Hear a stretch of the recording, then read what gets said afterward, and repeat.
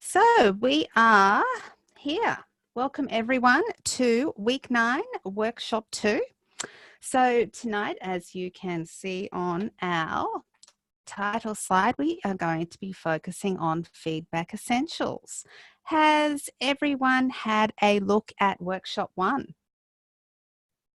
No? Okay, well, it's very much connected. We're going to be unpacking some of the things that we actually discussed in workshop 1 or you would have looked at in the recording of workshop 1. So I would definitely go back and have a look at it because we really did break down some things about what it feels like to give and receive feedback. And there is the opportunity for you to share some of your feelings about this on Blackboard in the Padlet that I've set up. And there's some really interesting responses that we have there. So I would suggest that you add a response to each Padlet, and also you might like to read through some of the other responses that are there.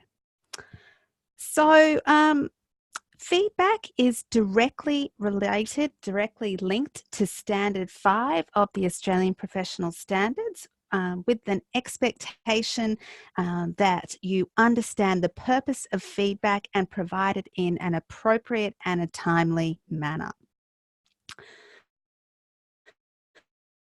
So part of providing feedback, you also need to have a good understanding of assessment strategies, an understanding of moderating students' work, so with your colleagues, and the ability to interpret assessment data to improve student academic performance, so through feedback. And tonight we're actually going to discuss different kinds of feedback. We're going to look at teacher to student feedback, student to teacher feedback, and also peer feedback.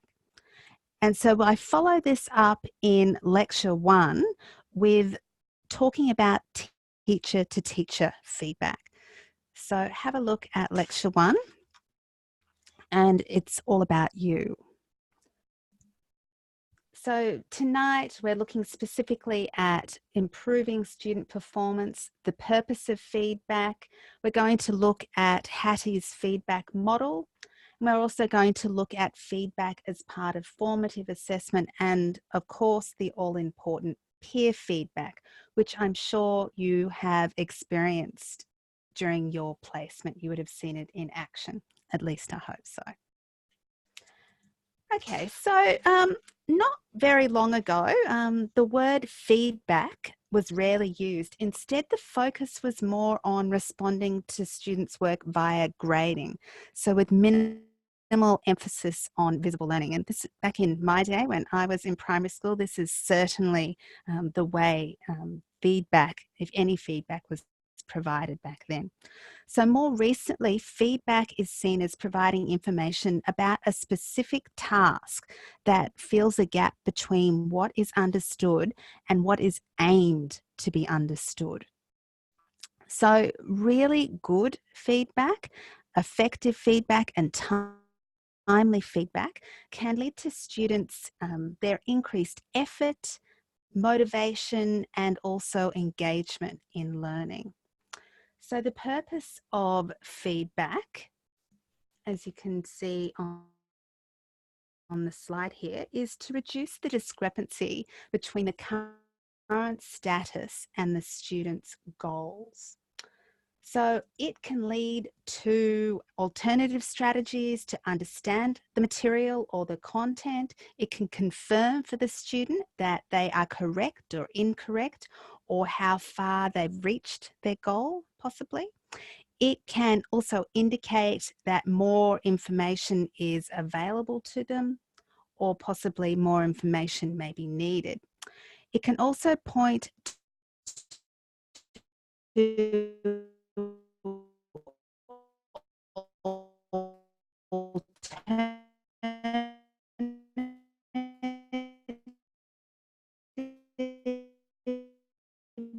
direction. Importantly, it can also, in terms of positively important, this is a very important part in giving that effective feedback.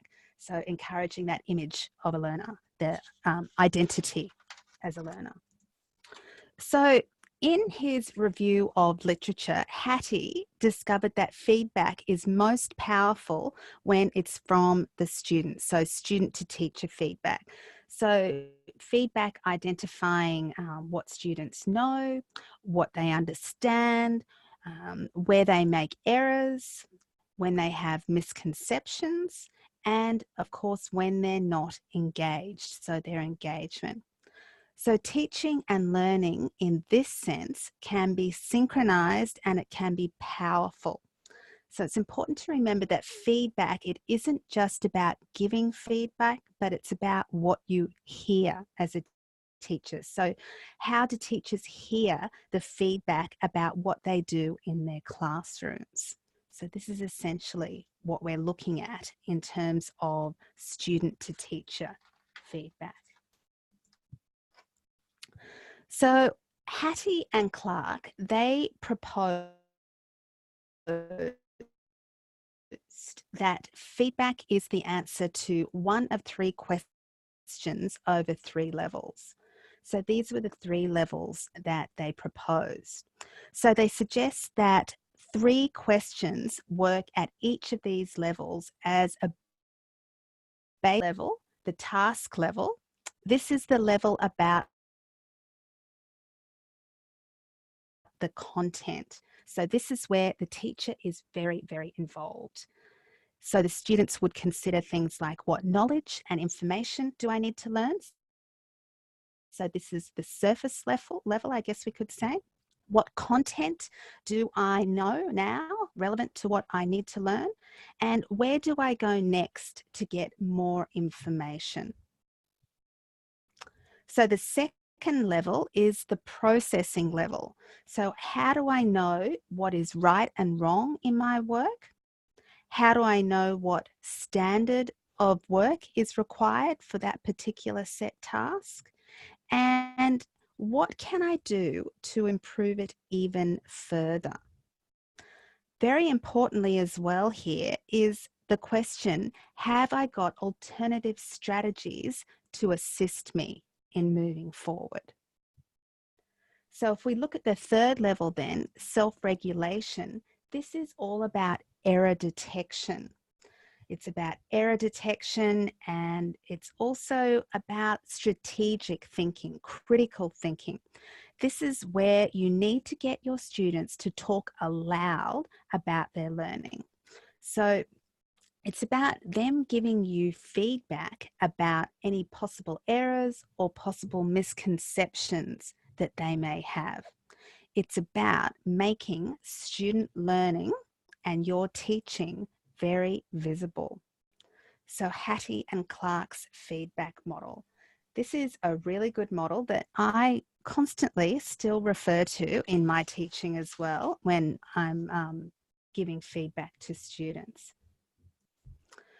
So I included this clip in the planning PowerPoint that I provided for you, the support PowerPoint for lesson planning for your professional experience. So I asked you to watch it again, and I wanted you to watch it in light of what we've discussed in this workshop and possibly also your placement experiences. Now, I'm actually going to give you a few moments to watch this clip. I want you to pause and I want you to go and watch the clip if you haven't already done so. I'm looking, anyone actually had the opportunity to watch this clip yet? No one's nodding. So I'm going to give you a moment now to actually go and watch the clip. So access it via the PowerPoint that I provided on Blackboard, and I want you to take a moment to watch it. So it goes for about 5 minutes. I'm going to pause the recording. So those of you watching at home, you can also go and watch the PowerPoint. Then we're going to come back and we're going to break it down. When you're watching it, I also want you to consider your placement experiences as well in terms of explicit teaching and feedback. Okay. Going to pause the recording. Lesson series on commas and clauses. Mm-hmm. And I had the students highlight the independent clause and the dependent clause, and it went, I thought, horribly wrong because it just looked like a mess. Some of them had crossed out different colors, and I was quite let down. And then the teacher said at the end, no, that actually gives you a really good idea of what they're doing. And you can see those that got it straight away, it's just all neatly done. And then those who had trouble, and then those that are completely wrong. And then sort that and know where to go and where to, I guess, review before the next one. Definitely, definitely. So, So I can see you thinking about Hattie's model there too, and what you were saying as well. What about over-the-shoulder marking as a tool? Was that something from reflections from students in the internal, their supervising teachers got them to do a lot of over-the-shoulder marking. Was that a role that you were assigned during your PECs, anyone?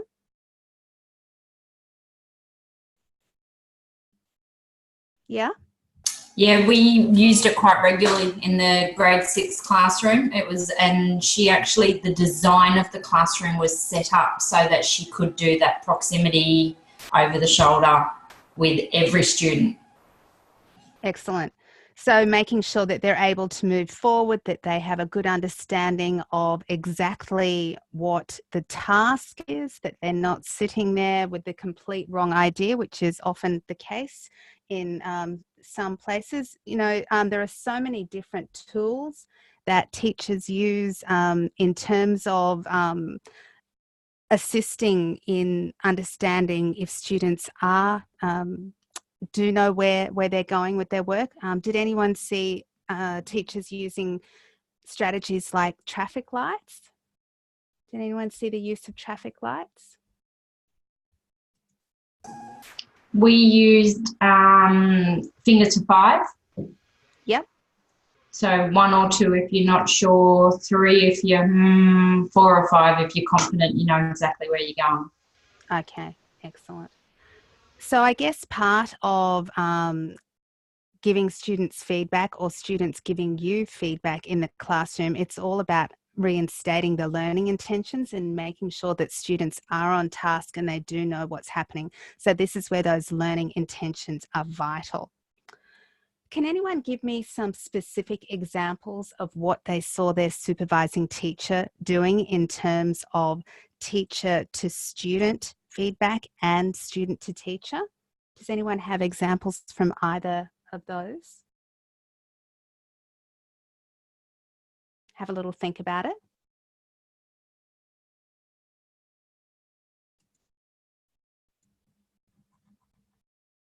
I'm giving you some take-up time.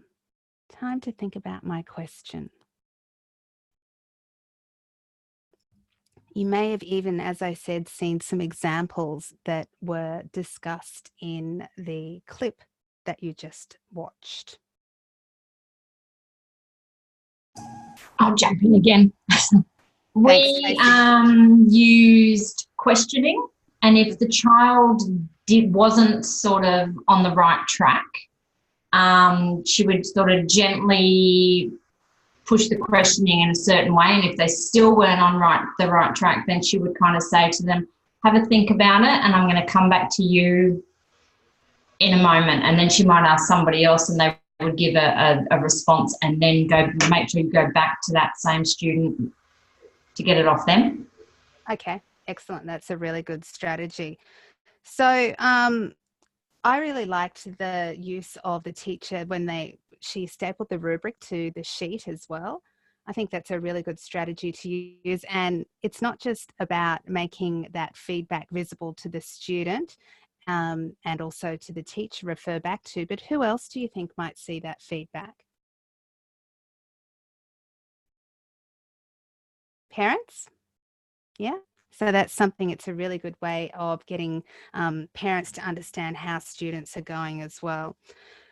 So it's not just about feedback that we're giving in the classroom, it's also about giving feedback to parents in the home environment as well. I mentioned this a lot because it's very important, that positive feedback, so parents know exactly what's going on in the learning environment, but also making sure that teachers have made that connection with parents, and that the students feel good about themselves, and the teachers pass on some really important information about what's happening positively, as well as those negative things or things that the students need to improve on. And something else that I noticed with my supervising teacher is when she'd give a piece of assessment at the beginning of a unit, sort of get an idea of what kids were capable of, she would pretty much say to them, don't be nervous, just do what you can do, and then this is going to help let me know what I need to teach you. And they were all really familiar, and it made them feel more comfortable moving forward. It wasn't a pressure on them so much, it was more she needs to know how to help them, and they kind of felt a bit empowered by that as well. Excellent. Yeah, that's a really good example. So were there any strategies that you observed weren't actually working well? Any feedback strategies that weren't working in the classroom? Any systems that were put in place? Because we see many. Actually, I did see one with peer feedback. So in my particular class, there was 2 girls who had a history of not getting along, and they were having to give oral presentations, and each student would sit there in their little groups and have to sort of tick on 1 to 5 for a few different elements and then write notes. And I had noticed that this one particular girl who didn't like the girl that was speaking had gone through and put all bad and had written a nasty comment. So I had to sort of act on that and make sure that that wasn't handed back to her, and explain me the purpose of feedback and try and sort of strategize a little bit within that situation. But everyone else seemed to be quite, but obviously girls can sort of get a bit narky sometimes. So it was something that I'd seen that it was great from everyone else, and people were being quite fair with it. But yeah, just keeping an eye on things like that for sure. Yeah. So all of the systems that you saw in place using in the environment, in the clip, it's really important that they're introduced appropriately, and they're also evaluated continually as well, because often what happens is the processes slip, and so you assume that students are still engaging, still using all of the systems in place, but if it's not monitored regularly, then this isn't going to work. And that is so important with peer feedback. We're going to talk about that a little bit later, but the use of peer feedback is it has to be modeled. It has to be set up in a way that students know exactly what they're going to do, that it's really focused, and it's also guided by the rubric as well. So they used the 3 2 wishes and a star technique, something good, something you could improve on, in the clip. Did anyone see that happening in their classroom? No? We use, sorry, Angela, we use 2 medals and a mission. Yep. Another one, yep, 2 medals and mission. There's lots of alternatives, lots of different words for it. And the tag feedback, one that we used when we were looking at each other's professional experience folders, especially with the older groups, this is an actual one that is extremely important. It's very, it's used in lots of environments, and also in secondary as well.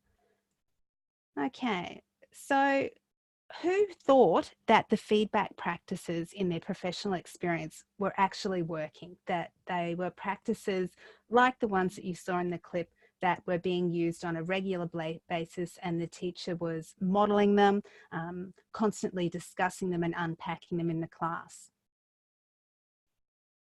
Anyone?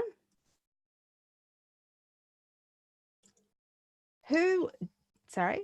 My teacher used a lot of whiteboards where the students would do maths on the whiteboard, and then I'd hold them up and the teacher would look at them, so she could immediately say, you know, you're on the right track or you're not, and then they could have another go and then show it again. And then she used that to sort of guide her lesson, because she obviously didn't have a lesson plan. Like, she was kind of just guided by what the responses were that she was getting on the whiteboards.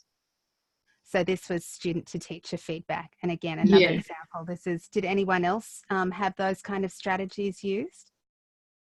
Yeah, my teacher did the whiteboards all the time. There pretty much wasn't a lesson that they didn't have the whiteboard out. Yeah. And I think I briefly mentioned last week too, to get them to do like little thumbs up in front of their chest for things. So when they'd have an answer already, rather than sticking your hand up, little thumbs up in front of the chest, and you'd even get people to do like mental maths and keep adding calculations, and everyone have to have the hand there until they'd lose it and they'd drop their hand. So it was a lot of really subtle things that she could monitor where the grouping was throughout the class. Yeah. So feedback is often very subtle, and it's also about, often we think, oh, negative feedback, it's a terrible thing. I don't want to give my students negative feedback. I don't actually think in some classrooms, negative feedback, it isn't really a thing, because it's all about encouraging your students to decide for themselves, to be autonomous in their learning, to decide when their work isn't actually working well. So using open-ended questions to talk to students about their work, to question them, how they could do something better, what's going wrong, going back to Hattie's model again. So really getting them to be proactive in understanding the strategies that they're using and how they can move forward. And as a teacher, it's all about encouraging them to reflect critically on those processes, and over-the-shoulder marking, peer feedback, all of those things are really going to assist the teacher in doing that, because with 25, 30 students in the class, it's very difficult to get around to every single one. So we need to have those systems in place to assist us in providing timely and effective feedback. So on the spot feedback, that's where over the shoulder marking is so essential, because it happens immediately, which is essential. We don't want to have to wait until the next lesson, or when you see a piece of assessment that is incorrect and obviously the student didn't get the right understanding. Tracy? We also used, with the over the shoulder as well, they also have the bump it up walls. Did anybody else have those?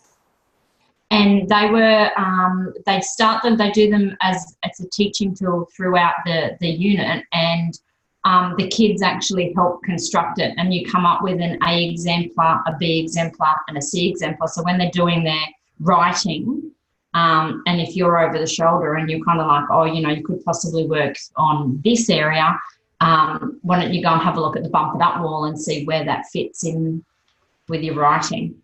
Excellent. That's a really good example. Anyone else? Okay.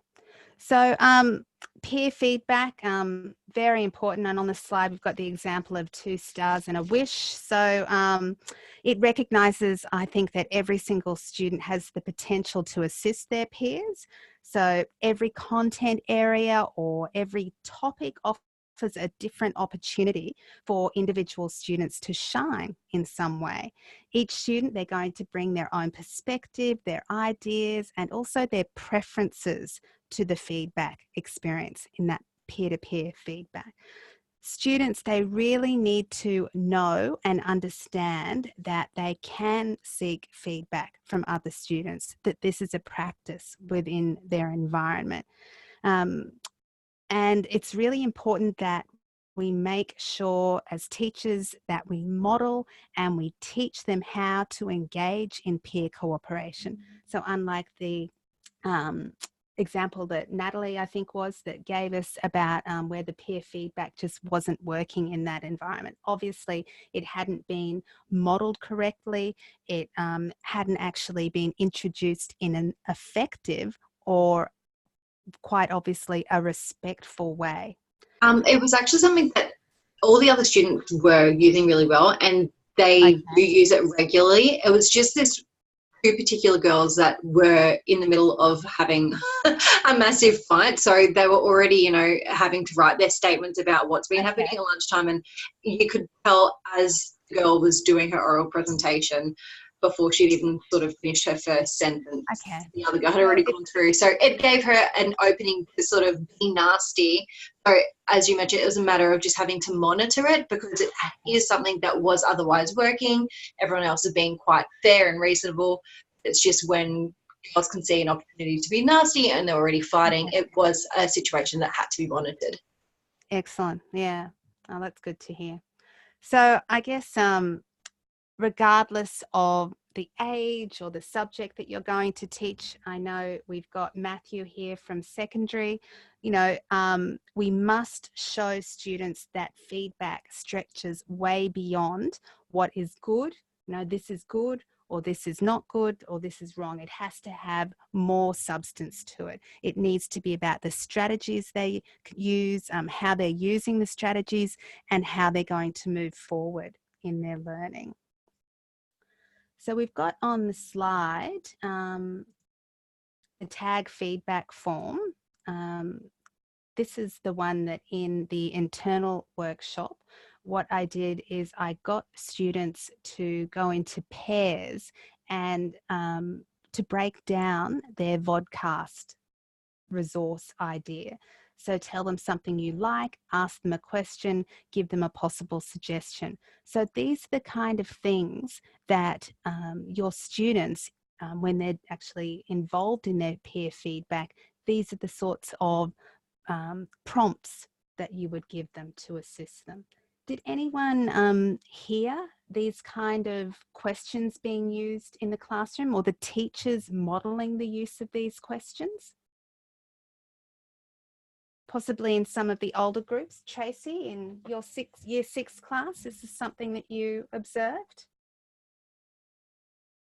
I think definitely the positive suggestion was there. Mm-hmm.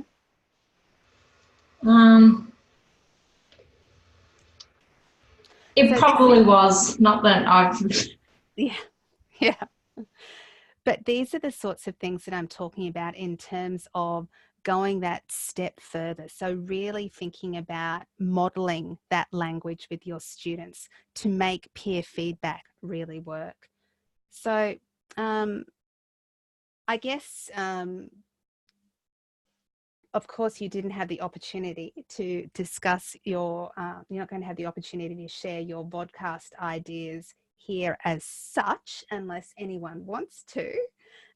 If anyone's game to share their idea for their podcast resource for the cooperative group work, would anyone like to share? You don't have to. I'm not going to force you to. Okay.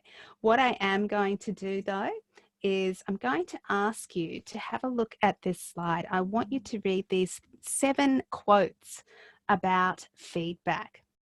Because next week, when you watch, because we're not going to actually have a face-to-face workshop next week, a Zoom, I've recorded it, I've pre-recorded it, and I want you to go through it. It's all about reflecting on everything that we've talked about in the last 3 weeks. So breaking down all of your professional experiences basically. But one of the things that I want you to think about for next week's workshop, which is starting to develop your personal teaching statement, I want you to think about your thoughts about feedback, because feedback and formative assessment, it's something that you're really going to have to reflect on, and when you move into your final professional experience, it's something that you're going to have to think about in terms of your QTPA as well. So linking observation, planning and assessment and feedback all together to encourage students to move forward in some way. So have a read of these 7 points, because next week you're really going to be thinking about what's important to you as a teacher. We've got some particular quotes here. For example, feedback is not advice, praise or evaluation. Feedback is information about how we are going in our efforts to reach a goal.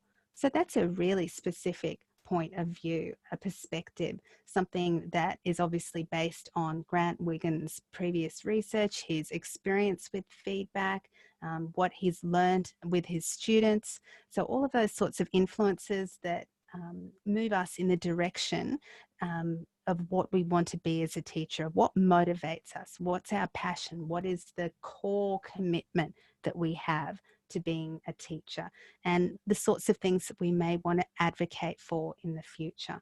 with our individual students, but also within our school culture.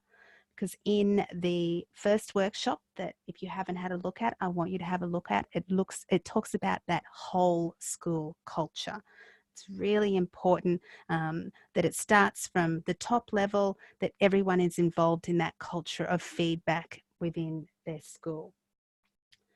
So next week, as I said, we're going to be looking at teacher as learner in workshop 1 and then focusing specifically on your professional teaching statement. So I'm going to go through step by step. I want you to get started about thinking about it and writing some things down. I'm going to give you some ideas about linking to the professional standards in your statement and also about some questions to encourage you to start reflecting on what that statement might look like. It's not something that you're going to obviously have to complete for this unit. It's not part of your assessment, but it's definitely something that coming out of your first professional experience and you're still close to it, it's something that I really want you to start reflecting on. So I'd like you to access the recording and to reflect in your journal.